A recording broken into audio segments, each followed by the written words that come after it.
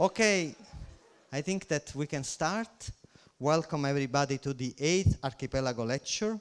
My name is Marco Armiero. I am the director of the Environmental Humanities Laboratory at KTH, Royal Institute of Technology. And it is such a pleasure to have here today Professor Nancy Fraser. I am very glad that Nancy accepted our invitation. And just in a few minutes, really few minutes, I will introduce her and her talk. Now, please allow me to say a few words about the Environmental Humanities Laboratory and the Archipelago Lecture, which the Archipelago Lecture this year is the result of a fantastic collaboration with the think tank Arena Idee and the ABF USET, the place where we are now, the Workers' Education Association. Without them, well, we would never be able to do such an impressive event, so I am very grateful for this collaboration. Now, the Environmental Humanities Laboratory was created in 2011, and since then, the lab has been a space for knowledge experimentation and strong public engagement. We have defined our space as an undisciplined space, meaning with this a gesture towards a radical critique of the mainstream production and reproduction of academic knowledge.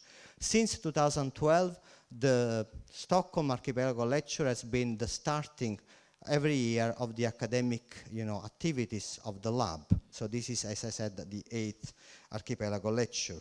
This year is, as I said, is a great honor to have Professor Nancy Fraser. Nancy Fraser is the Henry and Lewis Lab Professor of Philosophy and Politics at the New School for Social Research in New York City in the US. She's one of the most prominent philosophers of our times, as the numerous prizes and fellowships she received clearly demonstrate. For instance, Professor Fraser received the 2010 Alfred Schultz Prize from the American Philosophical Association and honoris causa doctorate from the National University of Cordoba, Argentina, the Blaise Pascal International Research Chair at the École des Hautes-Études in Paris, and then fellowships from Stanford, the Banting Institute, the ACLS, the Humanities Research Institute at the University of California, Irvine, and many more from Vienna, Berlin, Paris, and elsewhere. Professor Fraser is also well known as a public intellectual and a critical thinker. In 2018, she published Capitalism, A Conversation in Critical Theory, and in 2019, Feminism for the 1990%, a manifesto. Let me quote here a brief passage from the latter book, from the Feminist Manifesto, and I'm quoting from her book. Women model new, integrated forms of struggle that challenge the tendency of mainstream environmentalists to frame the defense of nature and the material well-being of human communities as mutually antithetical. In their refusal to separate ecological issues from those of social reproduction, these women-led movements represent a powerful anti-corporate, anti-capitalistic alternative to green capitalist projects, end quote. Can she be more right than this?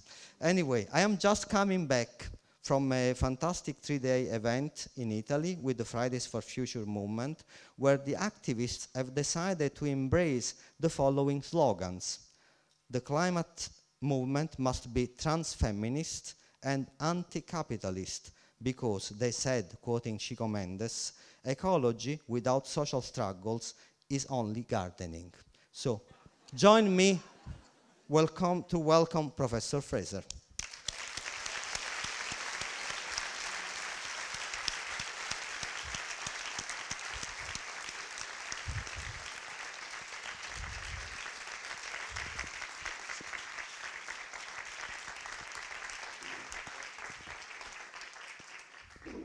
Thank you very much, Marco. It's a great pleasure and an honor to be here. I'm truly honored to be asked to give this Archipelago Lecture, and I'm grateful to you and to your team at the Environmental Humanities Lab and at KTH, and to the other sponsors and people who help make this event possible. It's a real pleasure to be here. And I love this quote from Chico Mendes, the idea of it's just gardening. That I think is very much in the spirit of what I want to talk to you about.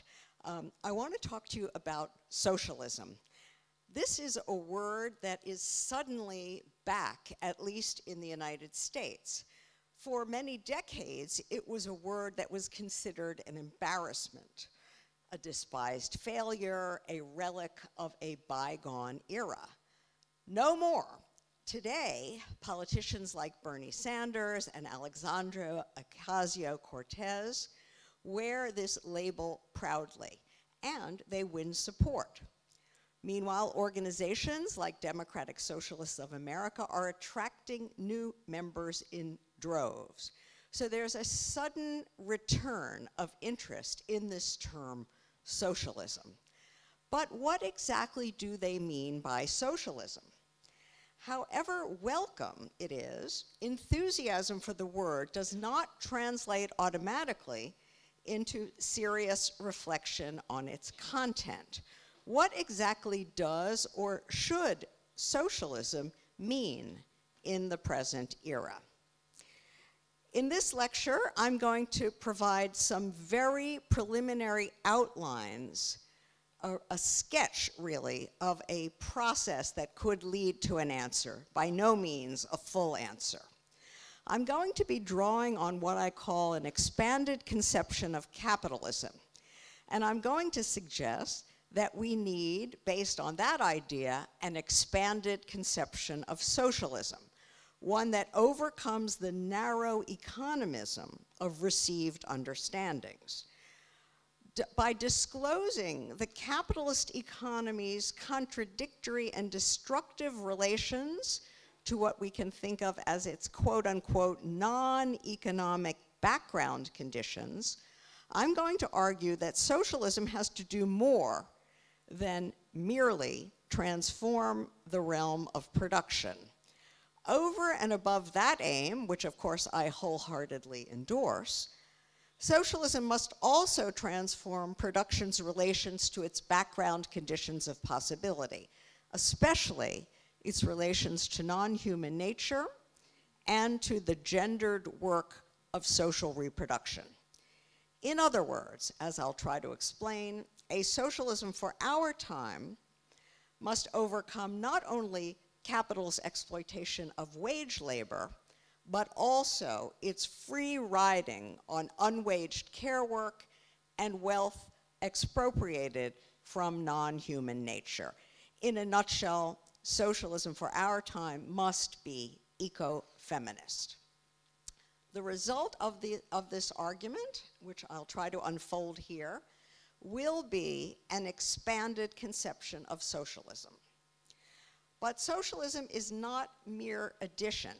Rather, expansion is not mere addition. In other words, the point is not simply to add more features to the received understanding of socialism while leaving the latter otherwise unchanged. Rather, we have to revise our views of both capitalism and socialism by incorporating into them structural accounts of matters that are usually considered secondary or in many cases ignored altogether. Above all, gender, sexuality, and ecology. The effect will be to cast a new light on all the classical topoi of socialist thought, on domination and emancipation, on class and crisis, on property, markets, and planning, on necessary labor, free time, and social surplus. Now, I will not be giving anything close to a full accounting of all of those matters in the present lecture, but I'm going to have something to say, albeit something rather preliminary, about three of the topics I just mentioned, namely the institutional boundaries that divide human society from non-human nature in capitalist society, the boundaries that divide economic production from social reproduction. Secondly, the question I just mentioned of social surplus and free time, and third and finally, the role of markets. In each case, I'm going to try to show that the problem assumes a different guise once we view capitalism as something more than an economy, and therefore view socialism as something more than an alternative economic system. The view of socialism that will emerge from this exercise, I have to warn you at the outset, will differ sharply from Soviet-style communism on the one hand and from social democracy on the other. I'm going to begin, however, with capitalism. In my view, this is the necessary starting point for any discussion of socialism. Socialism, after all, is, as we say in philosophy, no mere ought or utopian dream. If it's worth discussing at all now, and I think it is, it's rather because it encapsulates real, historically emergent possibilities, potentials for human freedom, well-being, and happiness that capitalism itself has brought within reach, but cannot actualize.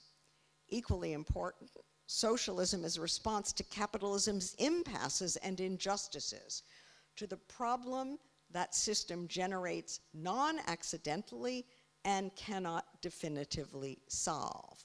Socialism is also a response to the forms of structural domination built into capitalism, which cannot be overcome within it. In general, then, socialism claims at least to remedy capitalism's ills, and so it is there that we must begin.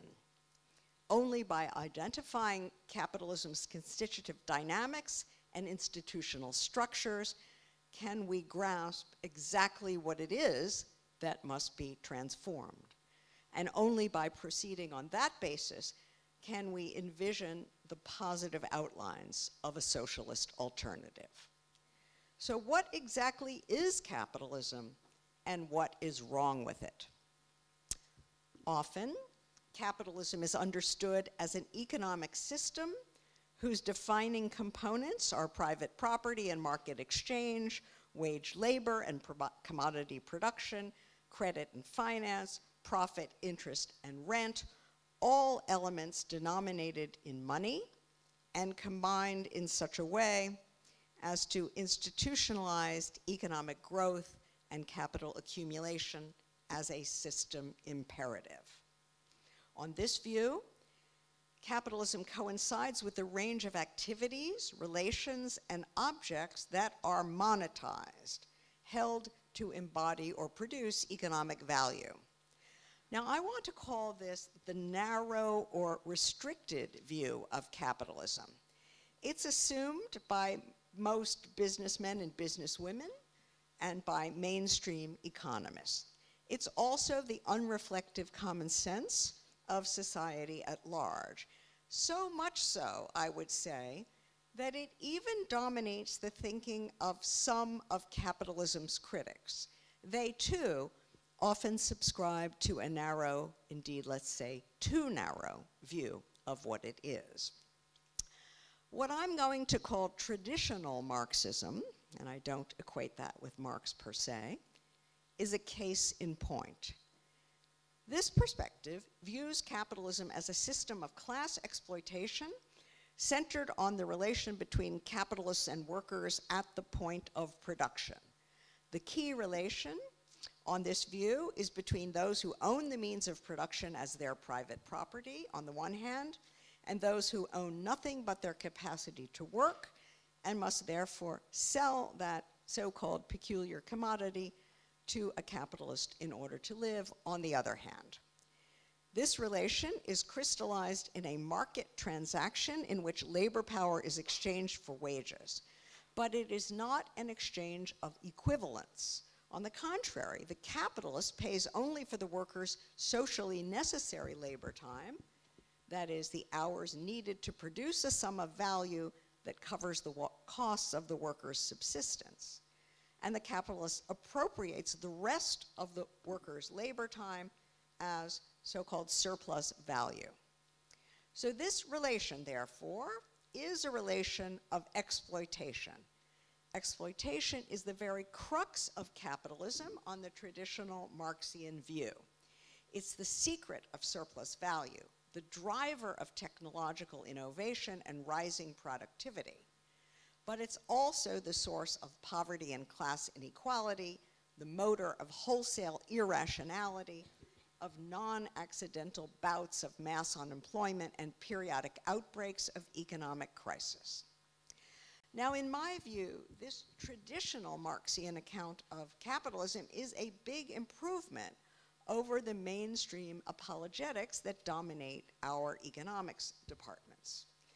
And yet, it too, the Marxian view that is, remains overly narrow. This view focuses single-mindedly on what Marx called the hidden abode of production, but fails to interrogate the latter's conditions of possibility. These have to be sought elsewhere, in other non-economic abodes that are more hidden still. While traditional Marxism captures what we can think of as the front story of capitalist society, it glosses over the back story, which makes it not so much wrong as incomplete. To complete the picture, and thereby to arrive at a full understanding of capitalist society, we need to go beyond not only the mainstream conception, but also beyond the traditional Marxian alternative. Plumbing the more hidden depths beneath production, we need to disclose the non-economic conditions that make production possible. I'm going to mention 4 such non-economic conditions for the possibility of a capitalist economy, 2 of which are especially central in the present lecture. The first such condition is a sizable fund of unwaged labor devoted to what feminist theorists have called social reproduction.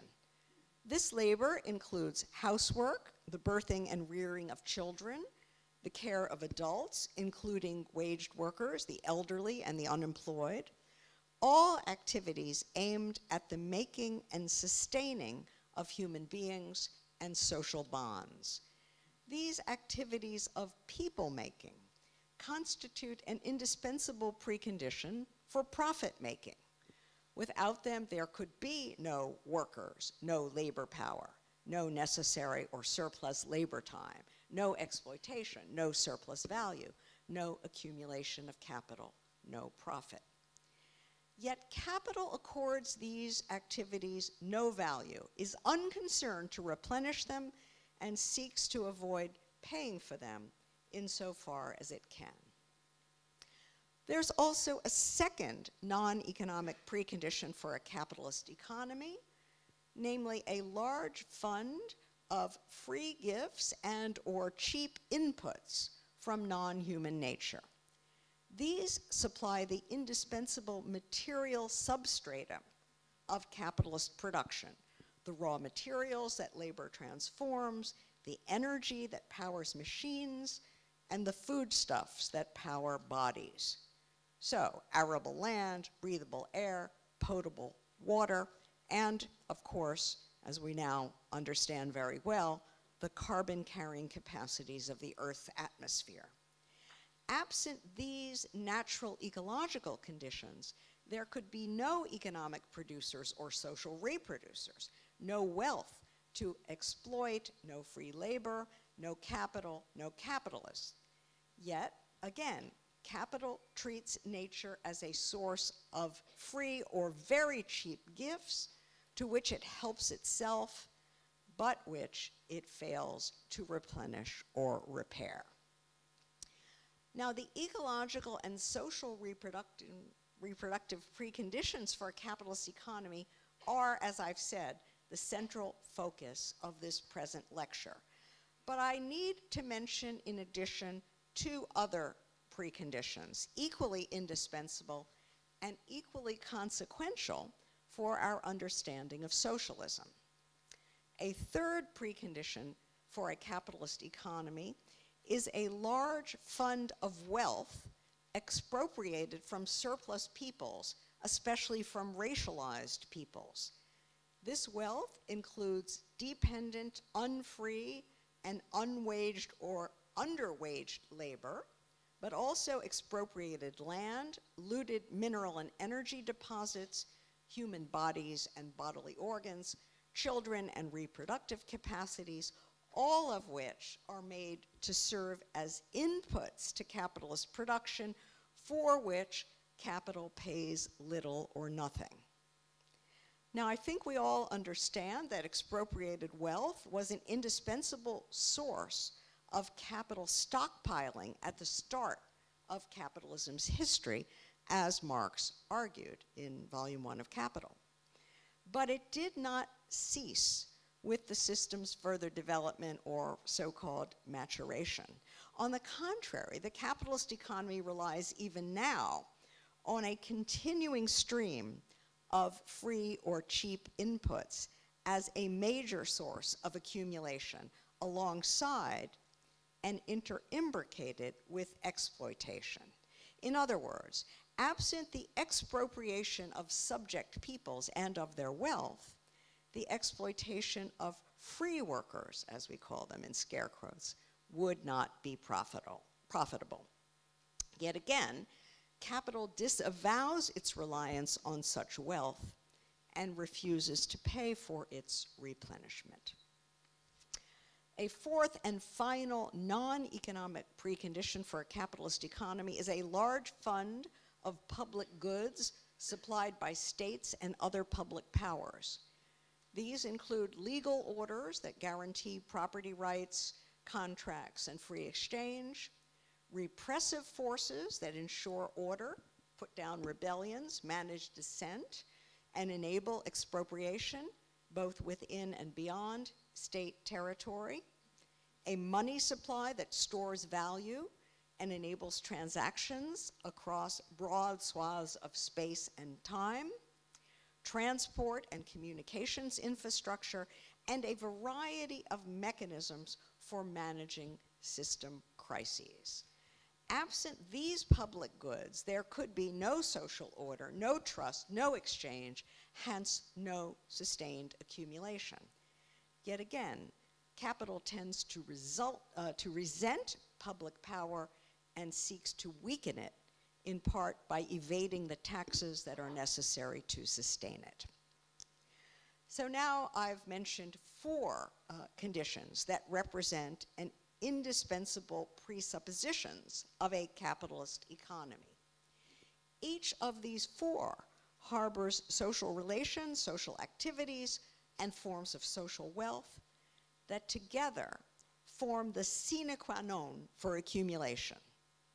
In other words, behind capitalism's official institutions, wage labor, production, exchange, finance, stand their necessary supports and enabling conditions: families, communities, nature, territorial states, political organizations, and civil societies, and not least of all, massive amounts and multiple forms of unwaged and expropriated labor.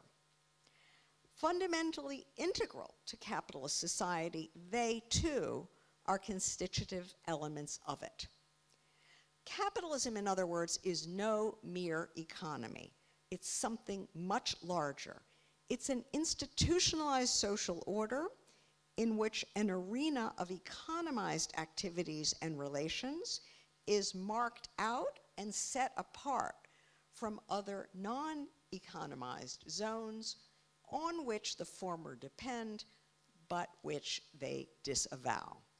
A capitalist society then comprises an economy that is distinct from and dependent on a polity or political order, an arena of economic production that is distinct from and dependent on a zone of social reproduction, a set of relations of exploitation that is distinct from and dependent on background relations of expropriation, and finally, a socio-historical realm of human activity that is distinct from but dependent on what is imagined as an ahistorical material substratum of non-human nature. Here, in effect, we leave behind the narrow view of capitalism as an economy. We conceive it rather as an institutionalized social order and arrive at an expanded view. This expanded view of capitalist society has major consequences for the project of reimagining socialism. It changes and indeed enlarges our sense of what is wrong with capitalism and what must be done to transform it. On the narrow view, there are three main wrongs built into capitalism: injustice, irrationality, and unfreedom. Let us look at each of these points in turn. On the narrow view, capitalism's core injustice, as I already suggested, consists in the exploitation by capital of the class of free, propertyless workers. The latter work many hours for free, producing enormous wealth in which they have very little share. The benefits flow rather to the capitalist class, which appropriates their surplus labor and the surplus value generated by it, reinvesting the latter for its own purposes, namely to accumulate ever more of it. The larger consequence, as Marx eloquently explained, is the relentless exponential growth of capital as a hostile power that dominates the very workers who produce it. That is the core injustice on this view, the class exploitation of waged labor at the point of production. It's located in the capitalist economy, specifically the sphere of economic production. That's the core understanding of injustice built into capitalism. Likewise, on the narrow view, capitalism's chief irrationality is its built-in tendency to economic crisis. An economic system oriented to the limitless accumulation of surplus value, appropriated privately in the form of profit, is inherently self-destabilizing. The drive to increase profit by increasing productivity through technical advances results in periodic drops in the rate of profit, in the overproduction of goods, and the overaccumulation of capital. Attempted fixes, like financialization, only postpone the day of reckoning, while ensuring it will be all the more severe when it does arrive. In general, then, the course of capitalist development is punctuated by periodic economic crises, by boom-bust cycles, stock market crashes, financial panics, bankruptcy chains, mass liquidations of value, and mass unemployment. That's the narrow view of capitalism's irrationality. Finally, the narrow view entails that capitalism is deeply and constitutively undemocratic.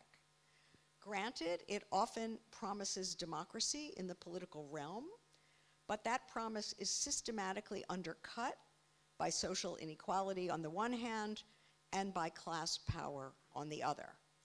And of course, the capitalist workplace is exempt from any pretense of democratic self-governance.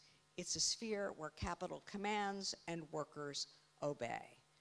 So we have a narrow view, true as far as it goes, of capitalism's anti-democratic character.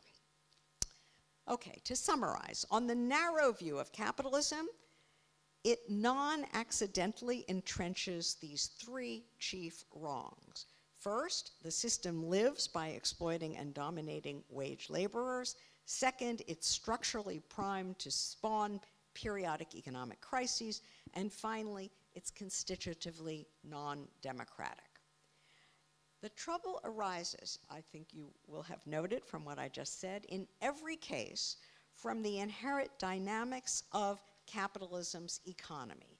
Built into the DNA of this economic system, the wrongs of capitalism reside on the narrow view in its economic organization. Once again, I want to suggest that this picture is not so much wrong as incomplete.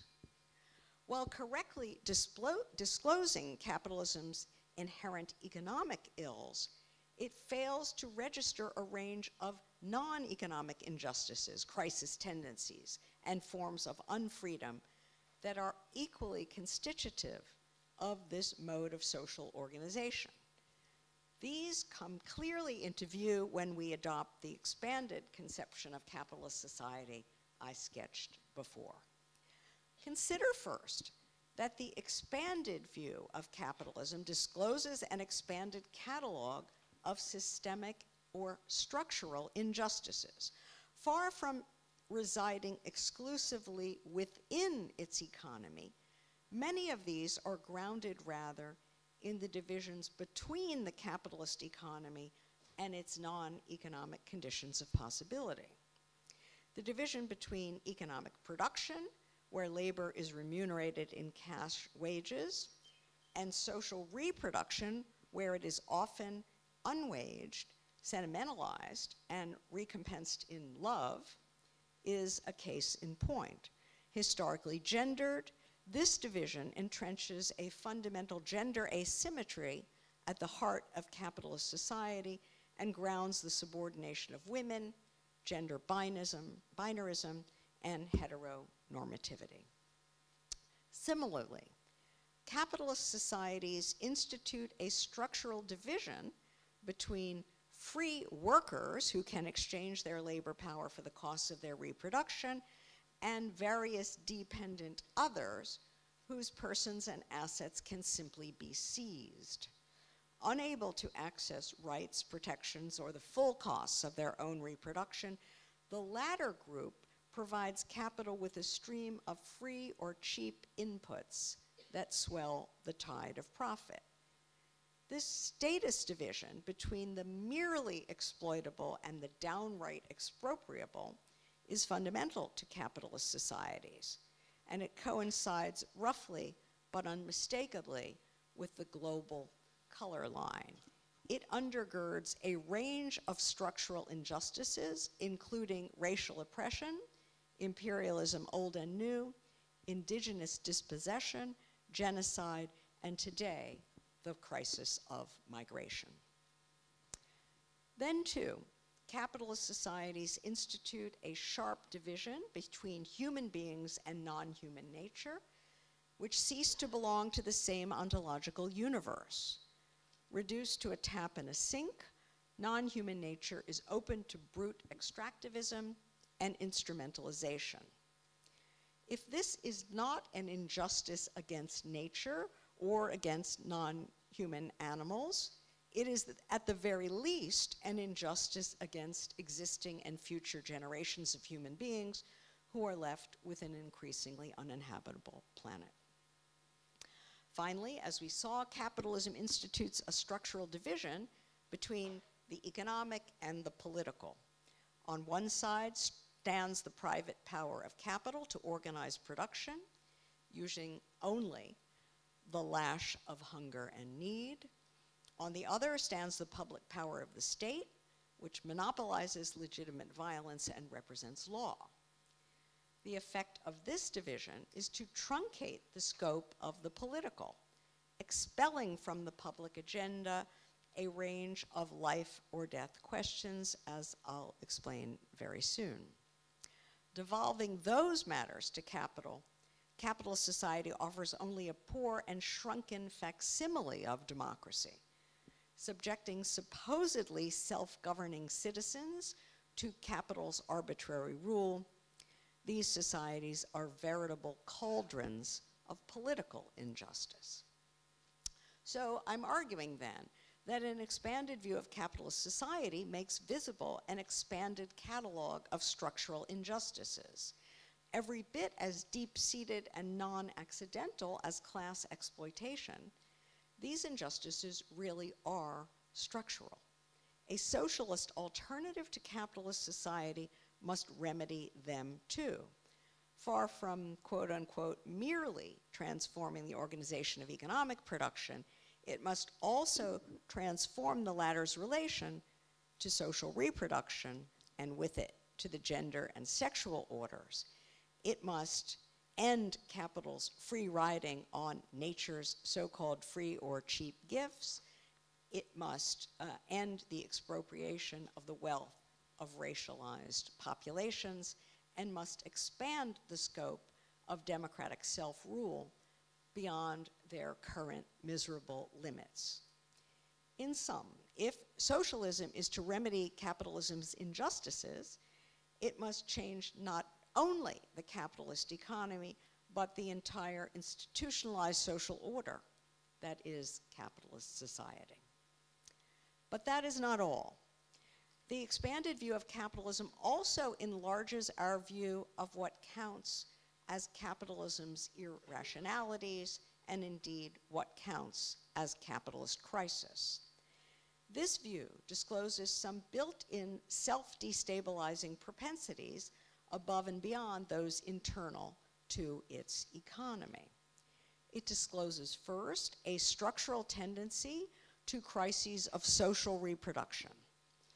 Insofar as capital tries to avoid paying for the unwaged care work on which it depends, it periodically puts enormous pressures on the chief providers of that work: families, communities, and above all, women.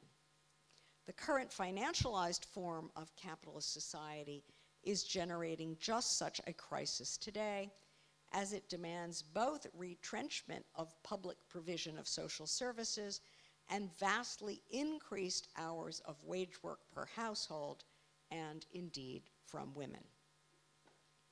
The expanded view also discloses an inherent tendency to ecological crisis, insofar as capital works overtime to avoid paying anything close to the true replacement costs of the inputs it takes from non-human nature.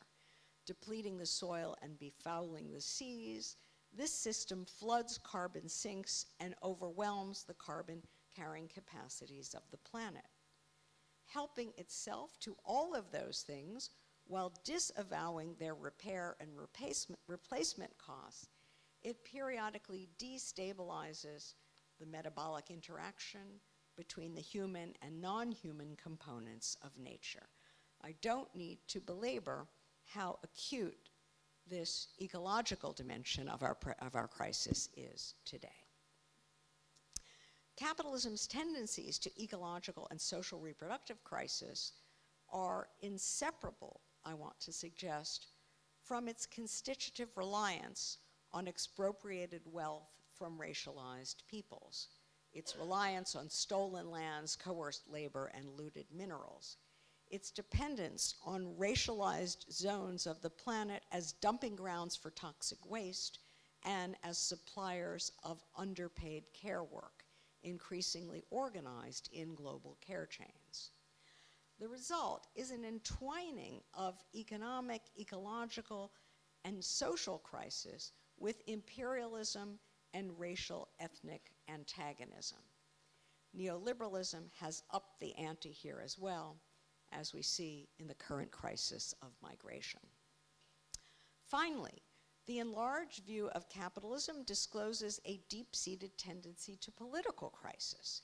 Here, too, capital tries to have it both ways, living off public goods for which it tries not to pay. Primed to evade taxes and to weaken state regulatory capacities, it tends to hollow out the very public powers on which it depends. The current financialized form of capitalism takes this game to a whole new level. Mega corporations outgun territorially tethered public powers, while global finance disciplines states, making a mockery of elections, as in Greece or Brazil, and preventing them from addressing popular claims even if they wanted to. The result is a major crisis of governance, which is now reflected in a crisis of hegemony, as masses of people across the globe defect from established political parties and common sense. In general, then, the expanded view discloses that capital harbors multiple crisis tendencies, multiple irrationalities above and beyond the merely economic. Following Polanyi, and I might add James O'Connor, I understand these additional crises as inter-realm contradictions lodged at the joints that separate and at the same time connect the capitalist economy to its non-economic background conditions of possibility. In a nutshell, capital has a built-in tendency to erode or destroy or deplete, but in any case to destabilize its own presuppositions. A tendency, in other words, to eat its own tail. This too is part and parcel of what is wrong with capitalist society and what socialism must overcome. Finally, the expanded view of capitalist society discloses an enlarged view of its democratic deficits. The problem is not only that economic inequality and class power thwart the possibility of equal democratic voice in the political realm, nor is it only that bosses command on the factory floor. Equally, if not more important, is the preemptive removal of the most consequential matters from the scope of democratic decision-making altogether. How should we organize the production of goods of use values that satisfy needs? On what energetic basis and through what kinds of social relations? How should we relate the production of goods to the reproduction of persons on the one hand and that of non-human nature on the other? And perhaps most important of all, how shall we dispose over the social surplus we collectively produce? In capitalist societies, we have virtually no say in these matters. Investors bent on maximal accumulation decide them behind our backs. In general, then, an expanded view of capitalist society discloses an expanded view of the system's ills. If socialism aims to remedy capitalism's wrong, it faces a very big job. It must invent a new social order that overcomes not only class domination, but also asymmetries of gender and sex, racial, ethnic, imperial oppression, and political domination across the board. Then, too, it must institutionalize multiple crisis tendencies, not just economic and financial, but also ecological, social, reproductive, and political. Finally, a socialism for the 21st century must vastly enlarge the purview of democracy to encompass not just decision-making within a predefined political zone, but more fundamentally, it must democratize the very definition and demarcation, the very frames that constitute what we mean by the political. Now, clearly, the project of rethinking socialism for the 21st century is itself a pretty big job, far too big for a single person or even a single group of persons engaged in armchair theorizing. If the job gets done at all, which I concede is a pretty big if, it will be through the combined efforts of activists and intellectuals as insights gained through social struggle synergize with programmatic thinking and political organization. Nevertheless, I want to offer 3 sets of brief reflections that seem to me to follow from what I have already said about what this job entails. These, as I indicated at the outset, have to do with institutional divisions between various spheres of social life, with social surplus, and with the role of markets. Now, I want to suggest that what I think of as boundary questions are at least as important as questions about the internal organization of supposedly already given spheres of society, spheres such as the economic and the political, the ecological and the social reproductive. Instead of focusing exclusively or one-sidedly on the organization of something we call the economy, socialists need to think about the economy's relations to its background conditions of possibility, to social reproduction, to non-human nature, to non-capitalized forms of wealth and public power. If socialism is to overcome all institutionalized forms of capitalist irrationality, injustice, and unfreedom, it must reimagine the relations between production and reproduction, society and nature, and the social and the political. I am not suggesting, I want to make clear, that socialism should aim simply to liquidate these divisions and distinctions. The Soviet effort to abolish the distinction between the political and the economic can stand as a general warning, a negative object lesson against this sort of brute liquidationism.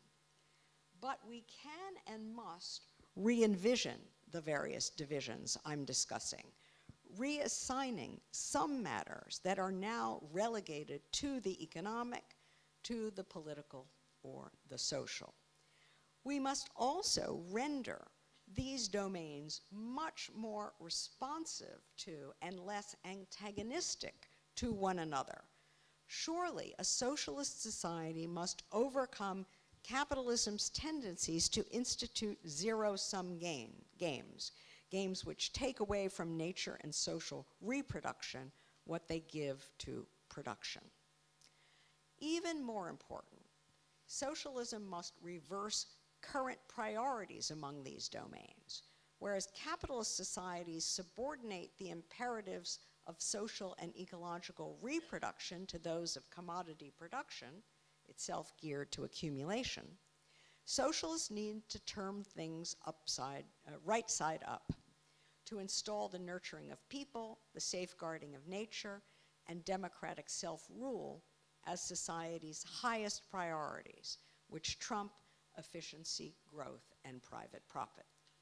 In sum, it must put squarely in the foreground those matters that capital relegates to its disavowed background. In effect, socialism requires what legal scholars call redomaining. That is, the process of revising the boundaries that demarcate our various arenas of social life, which are separated from one another in capitalist societies and which constrain social practices within them. Socialist redomaining must be guided by three fundamental principles, in my view, each of which aims to redress the wrongs of capitalism as I've outlined them, namely unfreedom, injustice, and irrationality. First, if socialism aims to overcome capitalist unfreedom, it must be democratic. Democratic publics and demoi must themselves decide which matters will be handled politically, which economically, and which within families and communities. Secondly, if it is to overcome capitalism's injustices, socialist redomaining must be constrained by the principle of non-denomination, meaning it must avoid entrenching structural injustices and asymmetries of power among different groups of people in society. This principle of non-domination must be applied along all the known entrenched fault lines of capitalist society, along lines of gender and sexuality, class, race, ethnicity, age, religion, region, etc. It must also be applied along any other axes of domination that we may discover or create in the future. Finally, if socialism is to overcome capitalism's irrationality, it must be guided by the principle of sustainability, or, as I shall call it, the principle of pay as you go. And what that means is that it has to eschew free riding and what Marx called primitive accumulation.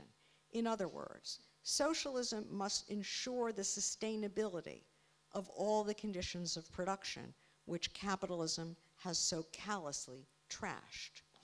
A socialist society must undertake, therefore, to replenish, repair, or replace all the wealth it uses up in production and reproduction. It must replenish care and people-making work, as well as work that produces use values or commodities. It must replace all the wealth it takes from the so-called outside, from peripheral peoples and societies, as well as from non-human nature. It must replenish the political capacities and public goods it draws on in the course of meeting other needs. In other words, no free riding on matters relegated to a disavowed background. This proviso, incidentally, is the sine qua non for overcoming the intergenerational injustices endemic to capitalist society.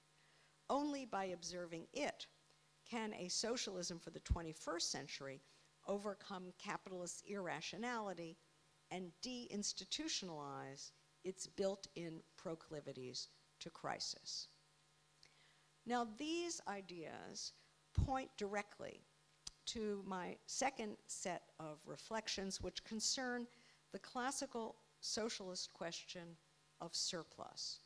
Surplus is the fund of wealth, if any, that a society generates in excess of what it requires to reproduce itself at its current level and in its current form. In capitalist societies, as I've already noted, social surplus is treated as the private property of the capitalist class and is disposed of by its owners as they see fit, generally reinvested with the aim of producing yet more surplus on and on without limit. And this, as I've already said, is simultaneously unjust and self-destabilizing. A socialist society must democratize control over social surplus. It must allocate surplus democratically, deciding via collective decision-making exactly what to do with existing excess capacities and resources, as well as how much excess capacity it wants to generate in the future, indeed, whether it wants to produce any surplus at all. In other words, it must deinstitutionalize the growth imperative hardwired into capitalist society. This does not mean we must institutionalize degrowth as a hardwired counter-imperative, but rather that we must make the question of growth, how much, if any, what kind, how, and where, a political question. In fact, a socialism for the 21st century must treat all those questions I mentioned before as political questions subject to democratic resolution. What and how much to produce, how many hours to devote to surplus production over and above what is needed to reproduce society at its current level. Now, surplus can also be thought of as time. Time left over after the necessary work of meeting our needs and replenishing what we've used up. Hence, time that could be free time. The prospect of free time has been a central pivot of all the classical accounts of socialist freedom, including that of Marx. In the early stages of socialism, however, I doubt that free time would loom very large. The reason lies in the enormous unpaid bill that socialist society would inherit from capitalism. Although capitalism prides itself on its productivity, and although Marx himself considered it a veritable engine for producing surplus, I have my doubts. The trouble is, Marx reckoned surplus pretty much exclusively in the labor time that capital takes from waged workers after they produce value sufficient to cover their own costs of living. By contrast, he paid much less attention to the various free gifts and cheaps, as Jason Moore calls them, that capital expropriates and appropriates, and still less to its failure to cover their reproduction costs. What if we included those costs in our reckoning? What if capital had had to pay for free reproductive work, for ecological repair and replenishment, for wealth expropriated from racialized people, for public goods? How much surplus would it really have produced? Now that's a rhetorical question, of course. I personally wouldn't even know how to begin constructing an answer. But I am sure that a socialist society would inherit a hefty bill for centuries of unpaid costs. It would also inherit a hefty bill, and this is in part another way of saying the same thing, for massive unmet human needs across the globe. Needs for healthcare, housing, nutritious food, education, transportation, and so on. These, too, should not be counted as surplus investment, but rather as matters of absolute necessity. The same holds for the pressing and enormous job of defossilizing the world economy and repairing ecological degradation, a task that we know is in no way optional. In general, the question of what is necessary and what is surplus assumes a different guise when we adopt the expanded view of capitalism, and with it, the need for an expanded view of socialism. The same is true, I think, for the question of the role of markets in a socialist society.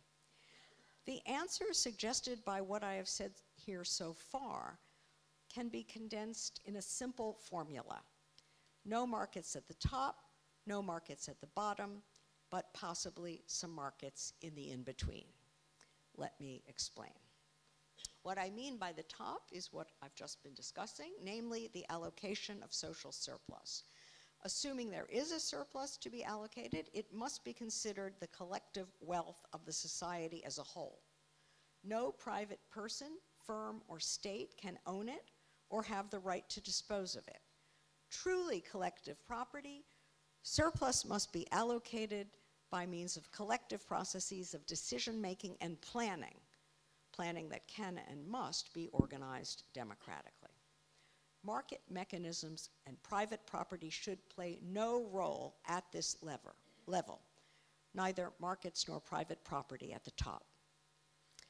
The same holds for the bottom, by which I mean the level of basic needs: shelter, clothing, food, education, healthcare, transportation, communication, energy, leisure, potable water, arable land, breathable air. I have no illusion that we can specify once and for all what exactly counts as a basic need and what exactly is required to satisfy it. That too has got to be a subject for democratic discussion, contestation, decision-making.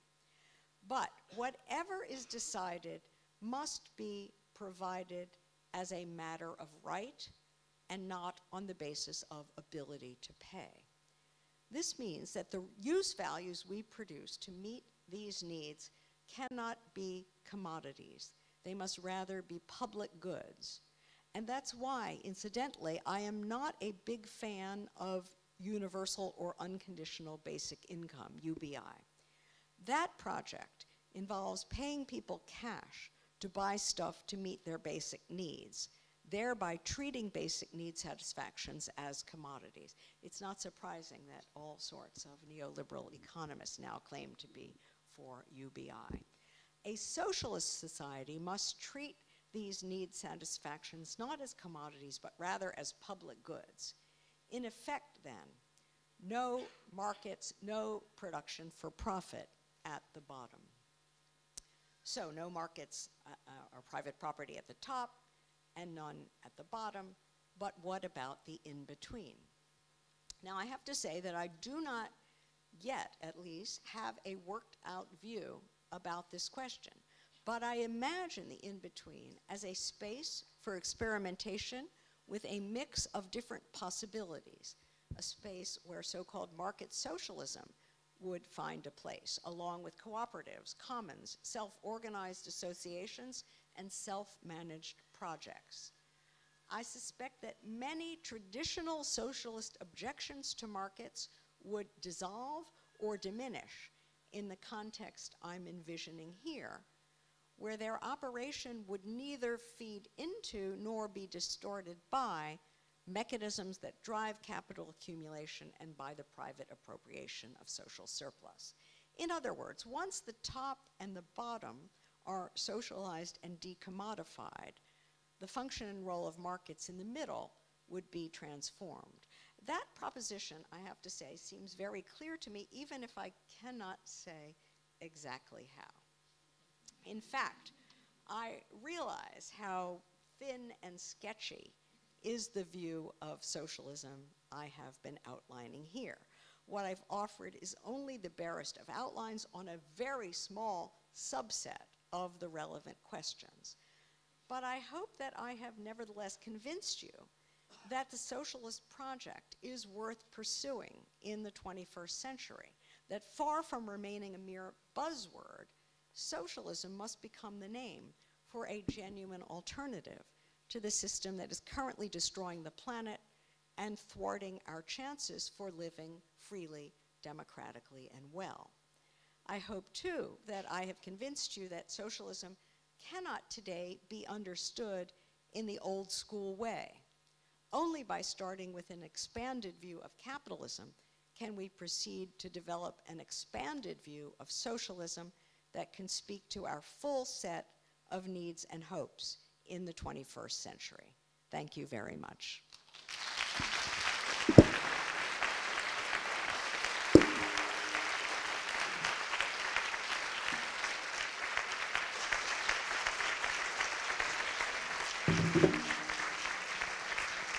Thank you very much.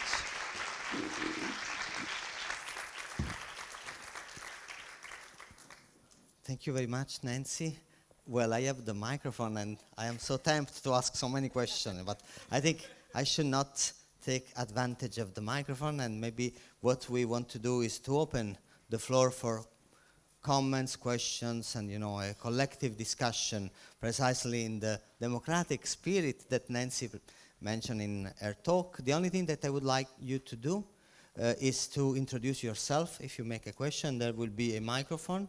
Salvatore can bring a microphone, and try to be brief, because sometimes, I don't know if you agree with me, but sometimes the questions are actually the second lecture, and it's a little bit, and actually you know already the answer. It's more, anyway, so we should try to give the possibility to have a lot of people involved. So this is why I am asking you to be brief. And I can see Jesse here on the front. And it's kind of difficult with the light. Yes. And anybody else? Jesse, please. Yeah. Introduce yourself. My name is Jesse Peterson. I'm a PhD at the Department of History of Science, Technology, and Environment at KTH. Yeah, my question was, according to the expanded notion of capitalism, what do you envision as the democratic community? At what scale, and what is its constituency? So how would you define society in this model? Maybe we can collect 3. Is it okay for you? And we have another question over. Can you see, Salvatore? Thank you. Thanks very much. Duncan McLaren from University of Lancaster. Brilliant talk, Nancy. Thank you so much. You talked about the 4 domains of exploitation, in effect, and implied redistribution to them. I'm going to ask you to think back to your classic work on redistribution and recognition.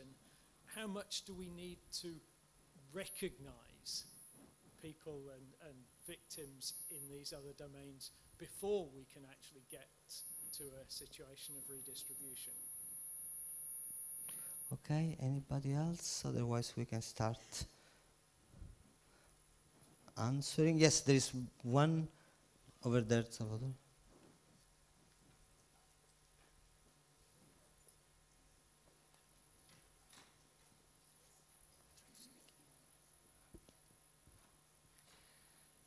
Hello, my name is Frida Beckman. I'm professor of literature at the Stockholm University, and I'm curious about how you imagine these debates and discussions that you keep coming back to, considering also your work from 10, 15 years ago on the concept of the public sphere.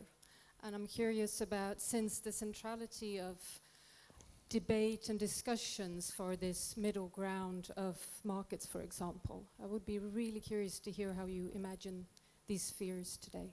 Thank you. Please. Thank you all three of you for these questions, which are very germane and pressing and difficult, I have to say.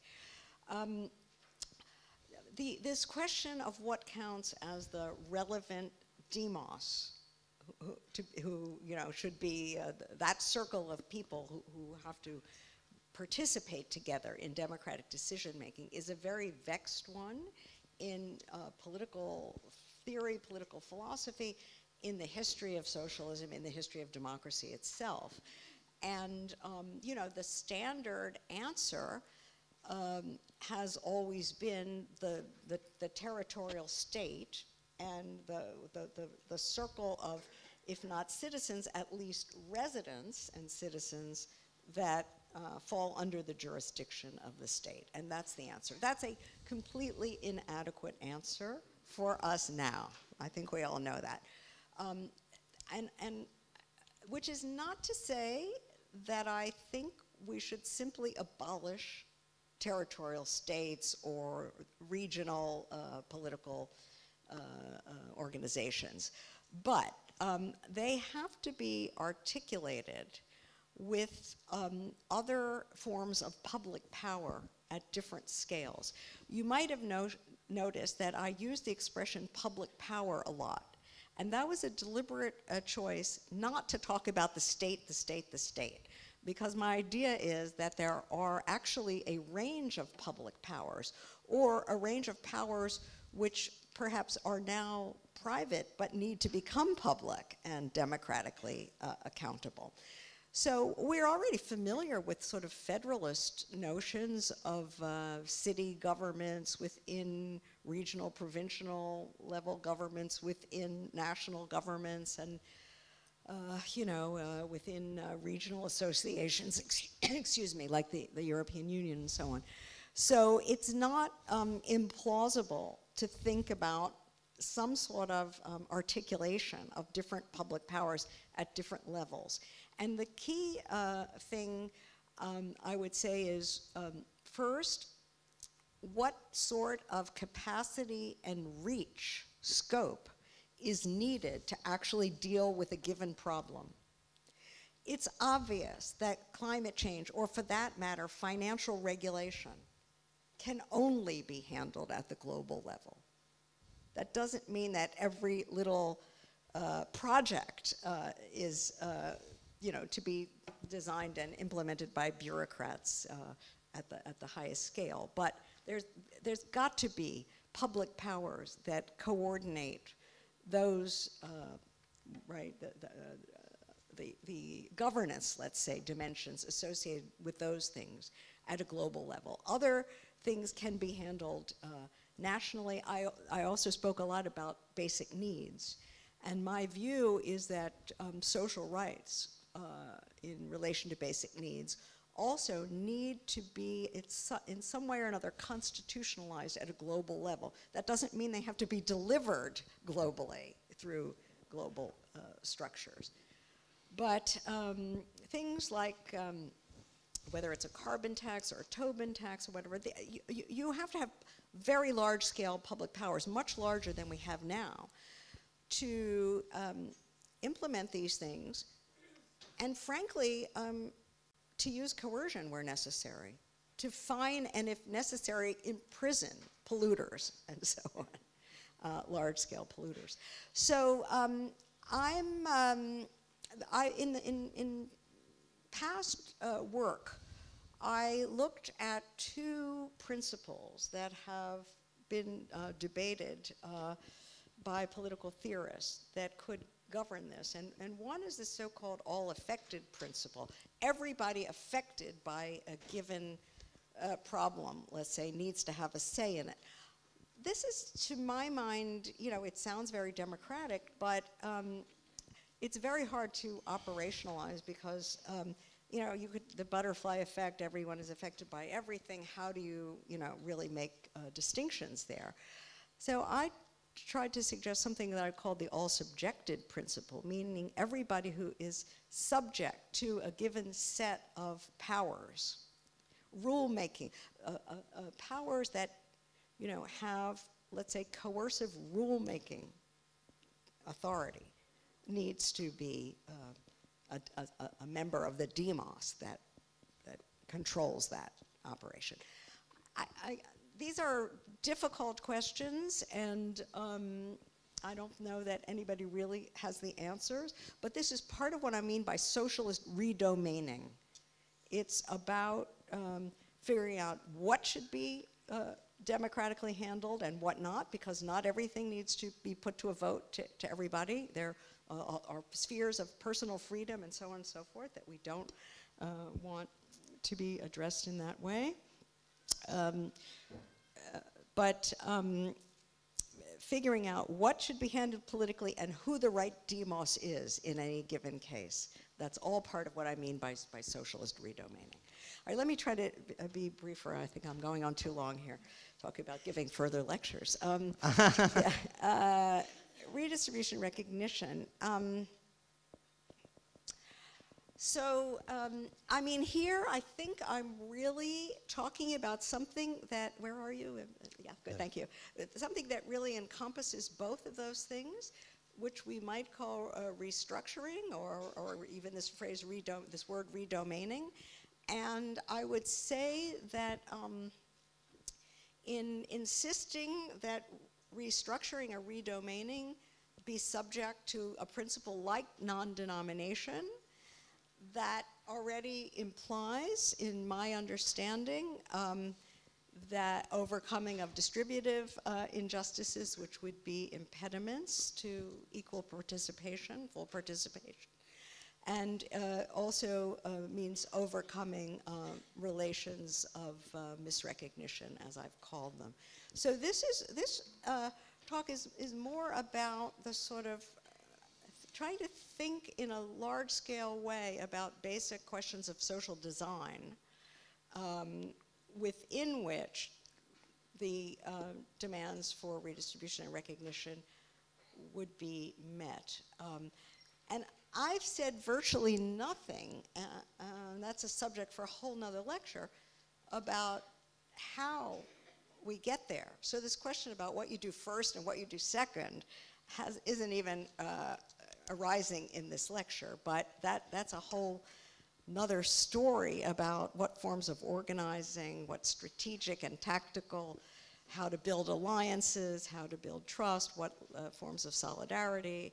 And so, I mean, I haven't said anything about any of that, and it's obviously extremely important. Finally, I guess I think on reflection, as I think about your question about the public sphere, I want to say that a public sphere that really, however it's organized, allows, something that we could, really recognize as equal voice and full and robust participation without limiting the agenda or who has an authoritative voice and so on. I would say all of that somehow belongs at the level of basic needs in this society, and that for a socialist society, because it's the mechanism through which everything else, right? By the way, it's not only public sphere, but it's also the actual institutions of decision making, not just opinion making, but decision making, and a genuinely open and democratic public sphere is not an optional matter. It's a basic necessity for the kind of society I'm envisioning. Thank you. Let's see if we can collect a few more questions. Here, I cannot see any. Sorry. Here. Yes. Thank you. Damir, over here. Difficult to reach. Oh, please. Hi, my name is Celine Gomani. I'm a student at the Royal Institute of Arts. I've never read anything that you've written before and not listened to you before, so this is the first time. And I understand you didn't really go in depth into things, but I kind of got stuck at this expanded view of capitalism, like as a new definition, because I feel like most of the things that you talked about now, like most of the knowledge is obvious for Black, Brown, and Indigenous people, and that you've basically explained this knowledge in a white academic way to sell it to a white audience. And in actuality, I just felt like I didn't hear anything new, and definitely not radical. And I think the reason why it's important for me to bring this up is because if people would just listen to Black and Indigenous people from the very start, then we wouldn't be here in the first place. But I had a little question, like, would you agree that capitalism is equal to whiteness? Thank you. Yes. Hello, hi. Damir Arsenievich, and I'm a visiting scholar at KTH Environmental Humanities Lab from Bosnia.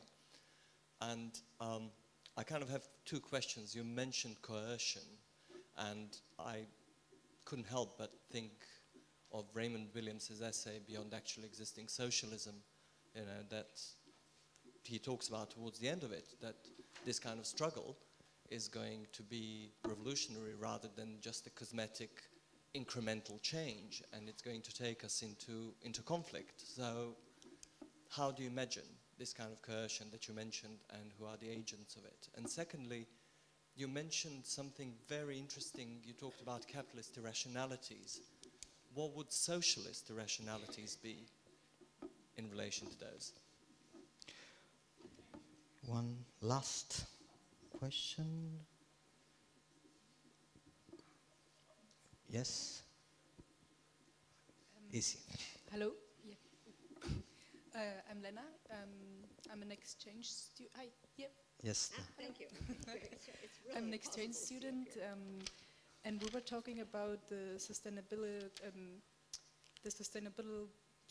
development afterwards. Like also how is it going to be? And I was really wondering, what do you think? How can we make a sustainable development of capitalism, or in a socialistic way, kind of? Because we were talking about it, and it appears to me that not 100% sustainable development is possible, kind of, because there will always be losers to that, kind of. Yeah. Thank you. Yes. Okay, thank you again, all of you.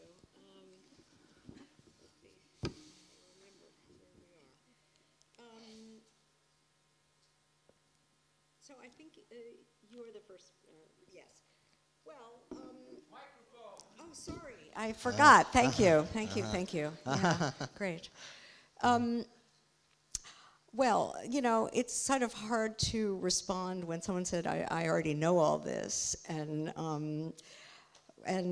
you know, maybe a lot of what I said is not earth-shakingly new to you, but I believe that what I am engaged in doing here is a very useful exercise, because, I mean, first of all, in constructing what I'm calling an expanded view of capitalism, I'm not the only person, but I'm one of several people who are trying to really develop an integrated, unified theory that integrates in a deep structural way the concerns of feminists, of indigenous peoples' struggles, of anti-racist movements, of ecological movements, with traditional labor movements, which, even though I didn't say very much about here, remain extremely important in this question I'll get to in a minute about coalitions and so on. So I don't think we yet have a really adequate integrated conception which treats capitalism as the master frame for understanding a social system which non-accidentally generates fault lines of class, gender, race, imperial, metropolitan, peripheral, all of these historic fault lines of oppression and of social struggle.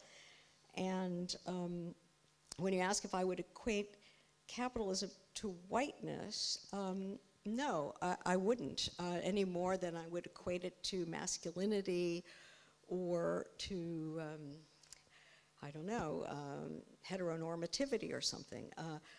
It is a social system that generates multiple fault lines.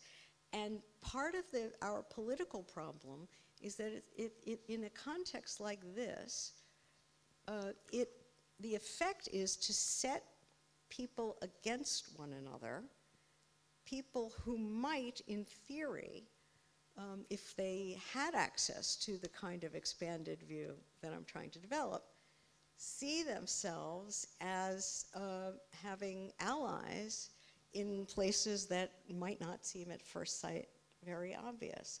So I think that for intellectual and political reasons, this kind of unified theorizing is the way to go. And it's non-reductive. It is not trying to talk about primary and secondary contradictions and struggles. It's a non-reductive attempt to make a map for thinkers and activists today in which they can situate themselves. And I think that the struggles of indigenous people are well situated on the map that I have drawn, even though I didn't speak in great depth about any one thing. They're all there.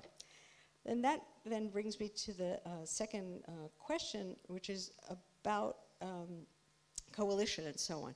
Well, you could say that what follows from this kind of view, let's just stick to sort of one historic fault line, there are many, would be the idea that the history of social struggle in capitalism is often one in which the struggles of the exploited and the struggles of the expropriated are distanced from one another or even juxtaposed, counterposed as antithetical.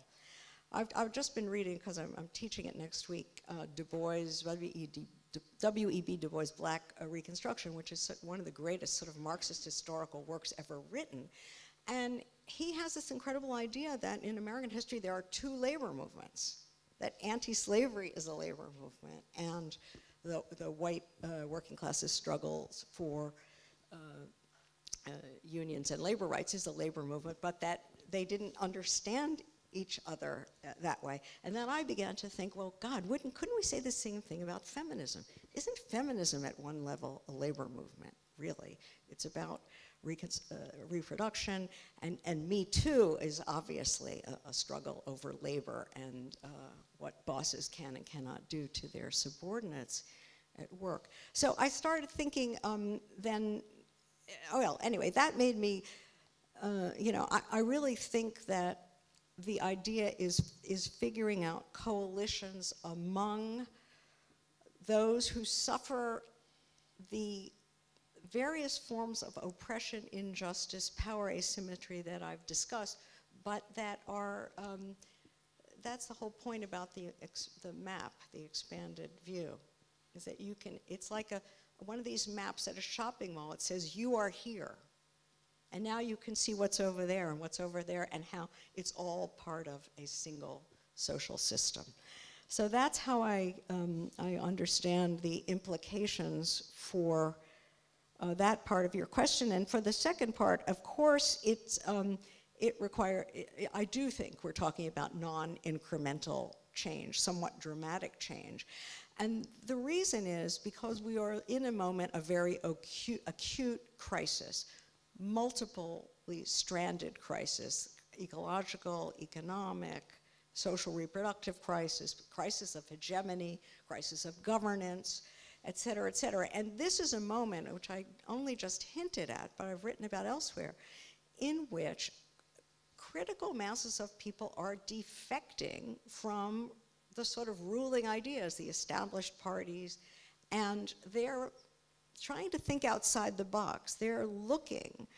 This is not an ordinary time. In ordinary times, people just sort of basically, whether they like it or not, are resigned to operating within the established terms of the social order. They try to, make things a little better within the established terms. But this moment is not like that.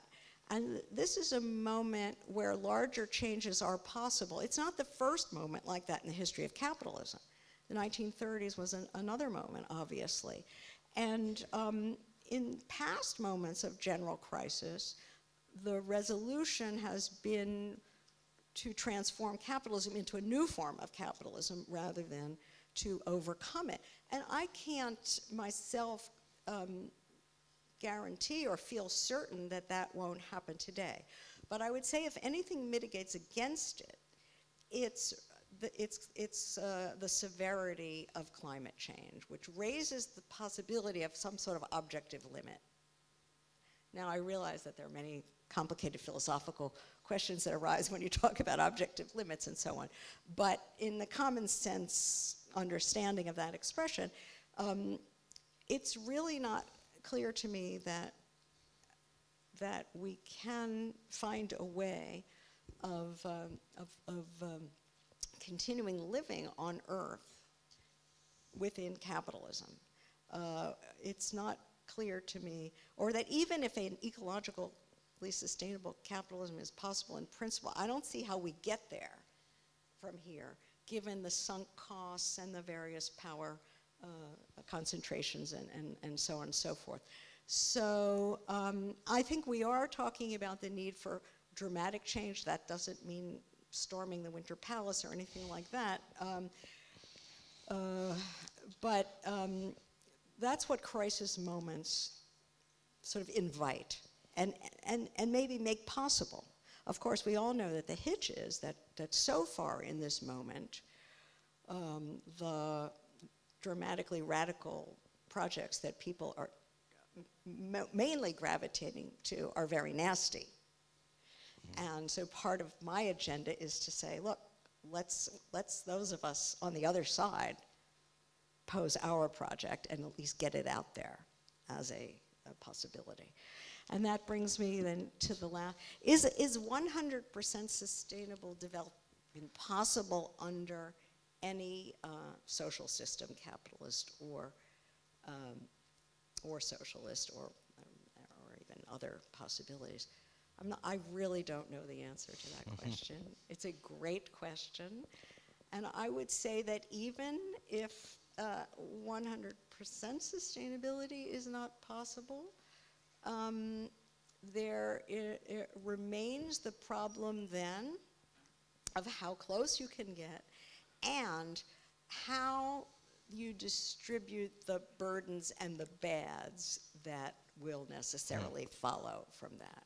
And so that then brings out, again, this need for democratic design of all of this, of non-domination as a principle, and then, okay, if I modified it along your lines, as close as possible to pay as you go. Thank you very much. We are more or less closing. If there is anything urgent you want to reply, and I want just to see if there is anybody else that also would like to say something. Okay, so we can, I cannot see where. There is somebody, okay, there is somebody here, but please, if you want to say something, try just to be brief, because, I will. Yeah. Yeah, I'll be nice, I'll be brief. Yeah. So about your response about how you feel that you don't believe capitalism is equal to whiteness, I guess what I'm wondering, so you don't agree that capitalism as we know it today is because of the exploitation of black and brown and indigenous bodies when Europeans colonized and enslaved North America and the so-called global south. Thank you.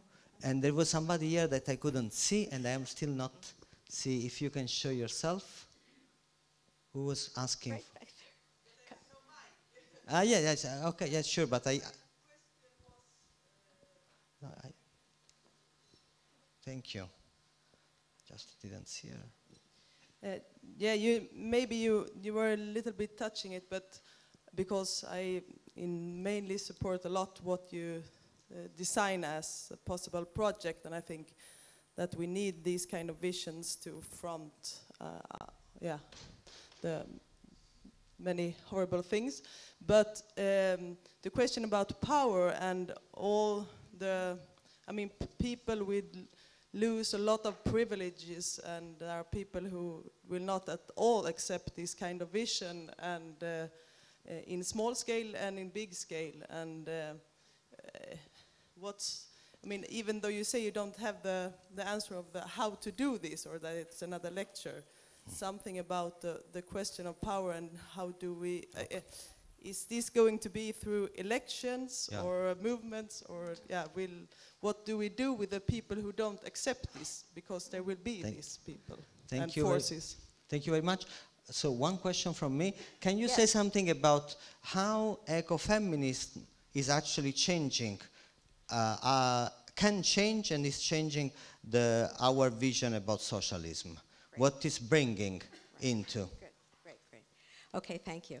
I'm not sure I heard or fully understood your question, but if you're asking whether I believe that racial oppression and the oppression of indigenous people is a structural facet of capitalism's history and of present-day capitalism, the answer is yes. You might read my American Philosophical Association presidential address, Is Capitalism Necessarily Racist? The answer to that is yes and no. It's a bit complicated. Let me go to the second question about power.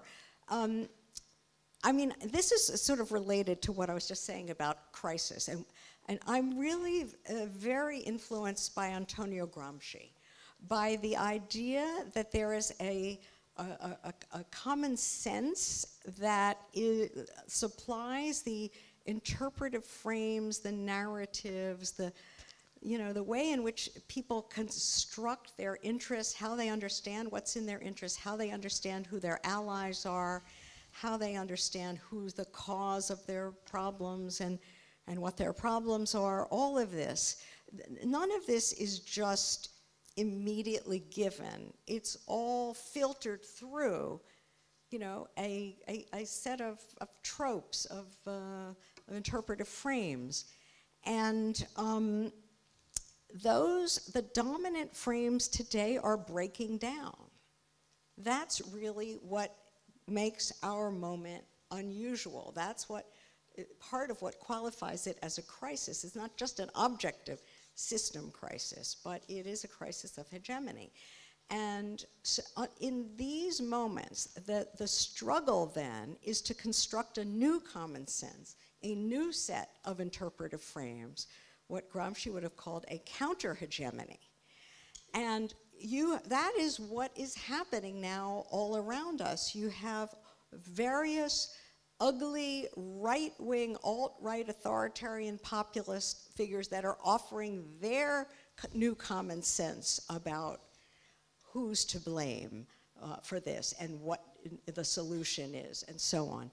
And then you have the sort of centrist parties, the people I've called the progressive neoliberals, who kind of want to go back to the good old days of Obama or some other, pre-populist liberal hegemony, which, needless to say, is what created the conditions for Trump in the first place.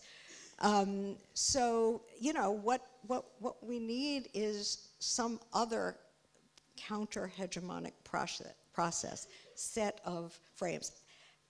And that is a face of power. There's also, the brute, coercive face of power. But part of what's important is this interpretive, or what Gramsci called the consent aspect of power. And that is actually open now for contestation. And this is really where I see our current possibilities. Ecofeminism, I would say, first of all, ecofeminism itself is changing in a great way. It's really becoming, or at least some sections of it, much more anti-capitalist. I think there's still a need, if I could make a more partisan comment, to, let's say, get beyond some of the essentialist romanticism that has, you know, plagued some aspects of ecofeminism. But I see it developing in the same way I see feminism, the feminism for the 99% and anti-racism for the 99%. I see all of these movements beginning to rise to the occasion. This, I mean, I started out with this surprising renaissance of the word socialism now in the United States, in the belly of the beast, right? So this is like, it doesn't, nobody has it worked out. But it's a symptom of the hunger to think on a larger scale, to get outside the silos of different movements and so on. And so there's that aspect. And this, what I'm claiming is that all of this enriches the socialist project and builds it into something much more powerful, also more demanding, but something potentially of interest to many more people who start out with one problem or one interest or one main concern, and then we connect the dots, then follow the thing to it. So it's obvious that, and you are part of this, Marco, this marvelous efflorescence of exciting new work in eco-Marxism and ecofeminism is all a symptom of people wanting to connect the dots.